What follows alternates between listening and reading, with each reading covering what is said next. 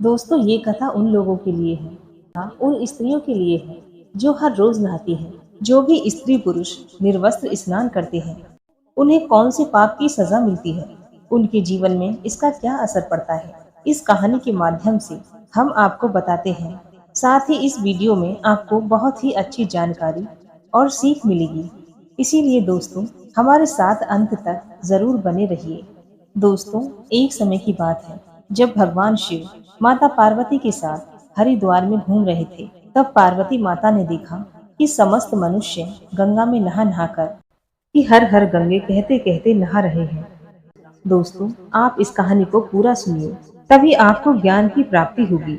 इसके अलावा दोस्तों, आप सभी से निवेदन है कि आप इस वीडियो को लाइक करके चैनल को सब्सक्राइब अवश्य कर दें और कमेंट में हर हर गंगे अवश्य लिखें।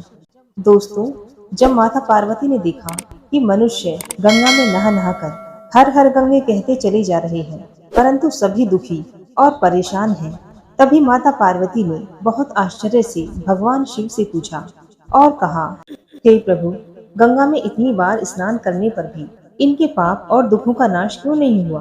क्या गंगा में कलयुग के कारण अब सत्यता नहीं है? दोस्तों, भगवान शिव ने मुस्कुराते हुए कहा, हे देवी पार्वती, गंगा में तो वही सामर्थ्य है, परंतु इन लोगों ने पाप नाशिनी इस गंगा में स्नान ही नहीं किया, तो फिर इन्हें लाभ कैसे हो? तब माता पार्वती ने आश्चर्य से कहा, हे प्रभु, स्नान कैसे नहीं किया?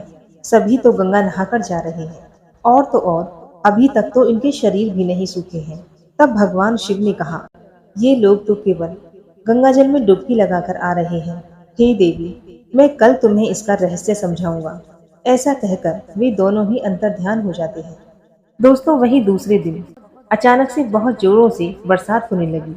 सभी गलियां कीचड़ से भर गईं। एक चौड़े रास्ते में एक गहरा गड्ढा था, जिसमें चारों ओर से कीचड़ भर रही थी। तभी भगवान शिव ने अपनी लीला से ब्राह्मण का वृद्ध रूप धारण कर लिया और किसी विवश की तरह उस गड्ढे में जाकर ऐसे पड़ गए मानो कि जैसे कोई मनुष्य चलते चलते गड्ढे में गिर गया हो और निकलने की चेष्टा करने पर भी ना निकल पा रहा हो। साथ ही माता पार्वती को उन्हें यह समझाकर गड्ढे के पास बैठा दिया, देखो, तुम लोगों को सुना सुनाकर ये पुकारती रहना कि मेरे वृद्ध पति अकस्मात गड्ढे में गिर गए हैं। कोई पुण्य आत्मा ही इन्हें निकाल कर इनके प्राण बचाए और हम बेसहारों की सहायता करें। दोस्तों, भगवान शिव ने माता पार्वती को ये भी समझा दिया कि जब मुझे कोई गड्ढे में से निकालने के लिए तैयार हो, तो तुम इतना और कह देना कि मेरे पति सर्वथा पुण्यवान ब्राह्मण हैं। इन्हें वही व्यक्ति छुए जो खुद भी निष्पाप हो। यदि आप निष्पाप हैं तो ही इन्हें हाथ लगाइए, नहीं तो हाथ लगाते ही इनके तेज के कारण आप भस्म हो जाएंगे। दोस्तों, माता पार्वती तथास्तु कहकर उसी गड्ढे के किनारे बैठ गई और आने जाने वालों को सुना सुनाकर भगवान शिव की सिखाई हुई बात बार बार कहने लगी। उसी समय गंगा में नहाकर लोगों के दल आ रहे थे और उस सुंदर स्त्री को यूं बैठी देखकर कई लोगों के मन में वासना या पाप और कईयों को कुछ धर्म का भय हुआ, तो कई कानून से डर गए। कुछ लोगों ने तो पार्वती जी को यह भी सुना दिया कि मरने दे बुढ़े को, क्यों उसके लिए रोती है, तुम अभी सुंदर और जवान हो। वहीं कुछ दयालु और चरित्रवान पुरुष थे। उन्होंने उस युवती के पति को निकालना चाहा, परंतु पार्वती जी के विचित्र वचन सुनकर वे भी रुक गए, क्योंकि उन्होंने यह सोचा कि हम गंगा में नहाकर आए हैं तो क्या हुआ, हम पापी तो हैं ही, कहीं सहायता करते समय हम भस्म न हो जाएं। उस स्त्री के कथन के अनुसार पापी लोग खुद से ही भस्म होने वाले हैं और हमें अपने पुण्य और पाप की गिनती कैसे पता होगी। दोस्तों, किसी का भी साहस नहीं हुआ।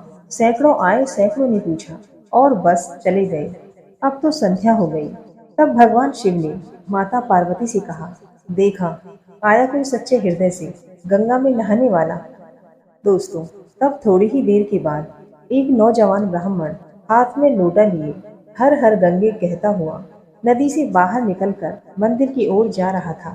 जब उसकी दृष्टि उस स्त्री पर पड़ी तथा उनकी अपनी विवशता का विलाप सुनकर उस युवक का हृदय करुणा से भर आया। उसने भगवान शिव को निकालने की पूरी तरह से तैयारी की, किंतु पार्वती जी ने रोककर कहा, भाई, यदि तुम सर्वथा निष्पाप और पुण्यवान नहीं होंगे तो मेरे पति को छूते ही तो तुम अपने आप जल जाओगे। दोस्तों, उस युवक ने उसी समय बिना किसी संकोच के दृढ़ निश्चय के साथ पार्वती जी से कहा, हे माता, मेरे निष्पाप होने से तथा पुण्यवान होने में आपको संदेह क्यों होता है? आप देखती नहीं कि मैं अभी अभी गंगा जी में पुण्य स्नान करके आया हूँ। भला पाप नाशिनी परम तेजस्विनी गंगा मैया में गोता लगाने के बाद भी कभी पाप रहते हैं? हे देवी, मैं अभी आपके पति को इस पीड़ा से मुक्त करके इस गड्ढे से बाहर निकालता हूँ। कृपया आप मेरा विश्वास करें।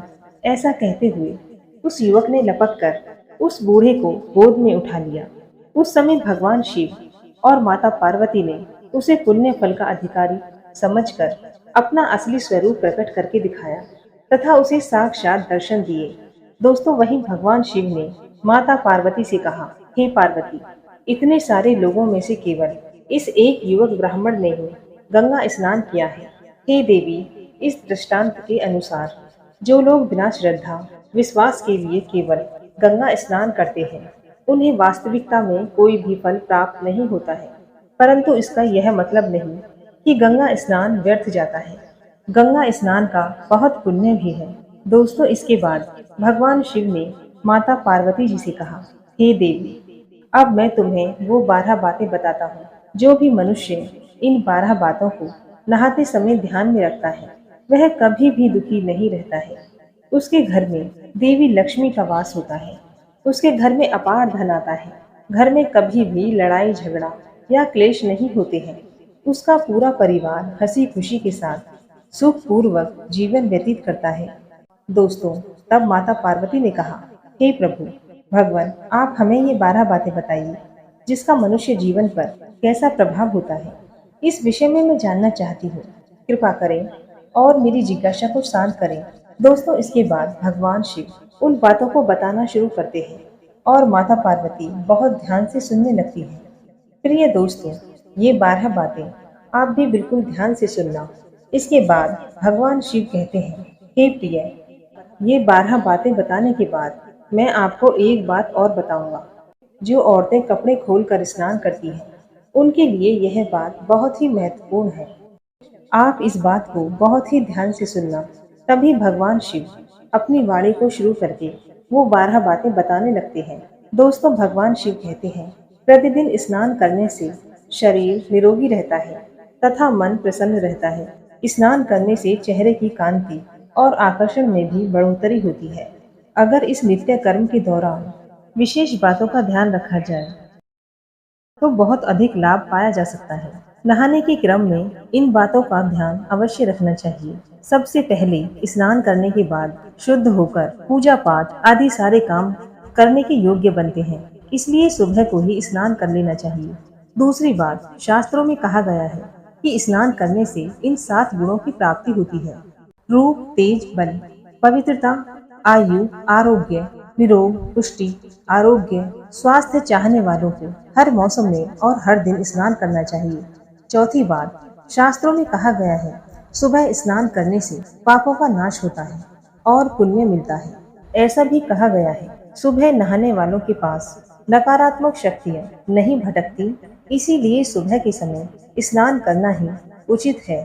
पांचवी बात, बीमारी की हालत में सिर के नीचे से ही स्नान करना चाहिए या गीले वस्त्रों से शरीर को पोंछ लेना चाहिए। ये भी एक तरह का स्नान ही कहा गया है। छठी बात, सुबह की लालिमा छाने से पहले ही स्नान करना श्रेष्ठ माना गया है। सातवीं बात, तेल लगाकर और देह को मल मल कर नदी में नहाना मना है। इसके अलावा नदी से बाहर निकलकर तट पर ही शरीर साफ कर लेना चाहिए और फिर नदी में डुबकी लगाना उचित है।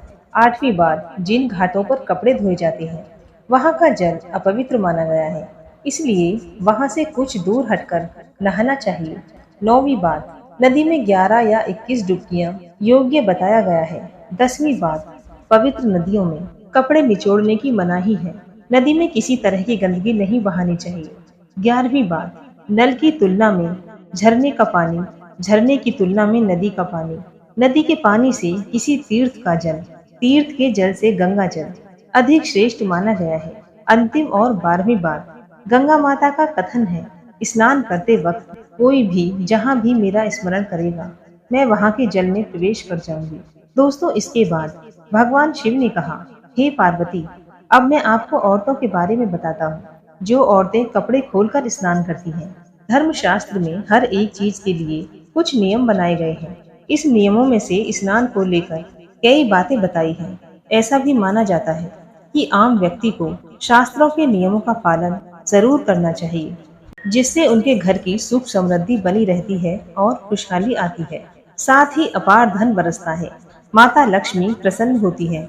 दरअसल हमारे शास्त्रों में ऐसी कई बातें लिखी गई हैं, जिनका पालन हम सदियों से करते चले आ रहे हैं, लेकिन उसके कारणों के बारे में हमें अभी भी पूरी जानकारी नहीं है। ऐसे ही नियमों में से एक है निर्वस्त्र स्नान करना। आपने अक्सर घर के बुजुर्गों को कहते सुना होगा कि कभी भी पूरी जानकारी नहीं है कि कभी भी स्नान निर्वस्त्र नहीं करना चाहिए। अगर हम पौराणिक कथाओं की बात करें तो निर्वस्त्र स्नान की मनाही का एक और सबसे बड़ा कारण है भगवान श्री कृष्ण के समय से जुड़ा है। पौराणिक कथाओं के अनुसार एक बार जब गोपिकाएं सरोवर में स्नान कर रही थीं और वह निर्वस्त्र थीं, कुछ समय बाद कृष्ण ने गोपियों के सभी वस्त्र छिपा लिए और गोपियों ने अपने वस्त्र वापस लेने की प्रार्थना की। तब कृष्ण जी ने उन्हें समझाया कि कहीं भी निर्वस्त्र स्नान नहीं करना चाहिए।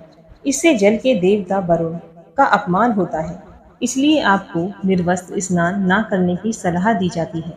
श्रीमद् भागवत पुराण के 10वें अध्याय के 10वें स्कंध में एक कथा है। कुबेर के दोनों पुत्र नलकूबर और मणिग्रीव भगवान रुद्र के सेवक बन गए। धनवान होने के साथ ही साथ भगवान शिव की कृपा प्राप्ति के कारण दोनों घमंडी हो गए थे। अपने धन वैभव के अहंकार में एक दिन दोनों मंदाकिनी नदी के किनारे अप्सराओं के साथ जल क्रीड़ा करके मदिरा पी रहे थे। संयोगवश उस समय कहीं से नारद मुनि वहां आ गए। नारद मुनि को देखकर अप्सराओं ने सांप के भय से जल्दी जल्दी वस्त्र धारण किए। अप्सराओं ने हाथ जोड़कर नारद मुनि का अभिवादन किया, लेकिन कुबेर के पुत्रों ने नारद मुनि की ओर ध्यान तक नहीं दिया और निर्वस्त्र जल क्रीड़ा करते रहे। कुबेर के पुत्रों का ऐसा आचरण देखकर नारद मुनि क्रोधित हो गए और उन्हें श्राप दे दिया। नारद मुनि ने कहा कि अहंकार के कारण तुम दोनों का व्यवहार जड़ के समान हो गया है, इसलिए तुम दोनों वृक्ष बन जाओ। 100 वर्षों के बाद जब भगवान कृष्ण का अवतार होगा तो वे तुम्हें श्राप मुक्त करेंगे। नारद मुनि के श्राप से नलकूप और मणिग्रीव अर्जुन वृक्ष बन गए। इन दोनों वृक्षों के बीच से निकल गए, लेकिन ओखली बीच में अटक गई। श्री कृष्ण ने कुछ जोर लगाया तो दोनों वृक्ष जड़ से उखड़ गए और उनकी जगह 2 युवक प्रकट हो गए। श्राप मुक्त होकर नलकूप और मणिग्रीव अपने स्थान को लौट गए। दोस्तों, अगर आप नहाते समय सोचते हैं कि बंद कमरे में कोई आपको नहीं देख रहा है, तो यह बिल्कुल गलत है, क्योंकि ईश्वर आपको हर स्थान पर देखते हैं। और यदि आप निर्वस्त्र होकर स्नान कर रहे हैं, तो ये मुख्य रूप से जल के देवता वरुण का अपमान है। निर्वस्त्र स्नान से आपको पाप लग सकता है, आपको आर्थिक और शारीरिक नुकसान पहुंच सकते हैं। यदि आप निर्वस्त्र स्नान करते हैं, तो आपके शरीर में नकारात्मक ऊर्जा प्रवेश करती है और आपकी मानसिकता भी नकारात्मक हो सकती है। इसीलिए हमेशा आपको यही सलाह दी जाती है कि आप नहाते समय कोई एक कपड़ा जरूर धारण करें, लेकिन बिना कपड़ों के स्नान न करें, तभी आपके लिए बेहतर होगा। दोस्तों, निर्वस्त्र स्नान से शरीर की सकारात्मक ऊर्जा आपके शरीर से बाहर निकल सकती है और इसका प्रभाव आपके शरीर के साथ साथ आपके मन मस्तिष्क में भी होता है। वहीं दूसरी ओर गरुड़ पुराण के अनुसार जब आप स्नान करते हैं, तब आपके पितृ यानी मृत पूर्वज आपके आसपास ही मौजूद होते हैं।